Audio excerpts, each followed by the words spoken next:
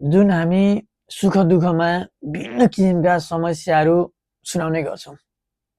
बाआमालाई सुनाउन नसकेका समस्याहरू, सुनाउन नसकेका पीडाहरू। त्यही भएर त साथी भनेको एउटा दुःख पुग्ने माध्यम पनि हो। समस्या समाधान गर्न नसके पनि समस्या समाधानको उपायहरू खोज्न कोसिस गर्छौँ हामी साथीसँग, विभिन्न पीडा पुग्ने गर्छौँ। त्यही भएर साथी भनेको एउटा यस्तो सम्बन्ध मानिन्छ कि जुन सम्बन्ध वर्णन गर्न नै सकिन्न। हरेक किसिमका समस्या पर्यो, साथी भनेर सुनायो, फोन गर्यो, कहाँ छ, मलाई त यस्तो हो भनेर सुनाउँछ।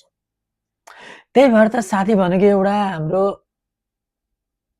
एउटा महत्त्वपूर्ण माध्यम बनिसकेको छ। यो मोबाइल फोन जस्तै बनिसकेको छ। सानातिना समस्यादेखि लिएर ठुल्ठुला समस्याहरू पर्यो भने हामी फोन गरेर सुनाउँछौँ, त कहाँ छस्, मलाई त यस्तो भयो, कसो गर्ने होला। आफ्नो घर परिवारलाई सुनाउन सक्दैनौँ ती समस्या, किनभने साथी भनेको सुख दुःखको सेयर गर्ने माध्यम पनि हो एउटा, हाम्रो मोबाइल फोन जस्तै। घर परिवारमा त सुनाउनु त हुन्थ्यो, सुनायो भने दुःख मान्नुहुन्छ बाआमा दाजुभाइहरूले। त्यही भएर साथी माध्यमबाट विभिन्न किसिमका समस्याहरू हामी आफै समाधान गरिरहेका हुन्छौँ। त्यही र त साथी भनेको एउटा उत्कृष्ट नाता पनि हो।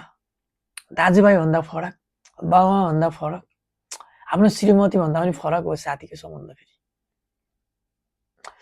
श्रीमतीसँग पनि आफ्ना सुख दुःखका कुराहरू त सुनाउन सक्छौँ, तर यतिसम्म कि साथीसँग जस्तो हामी सुनाउन सक्दैनौँ खुलेर।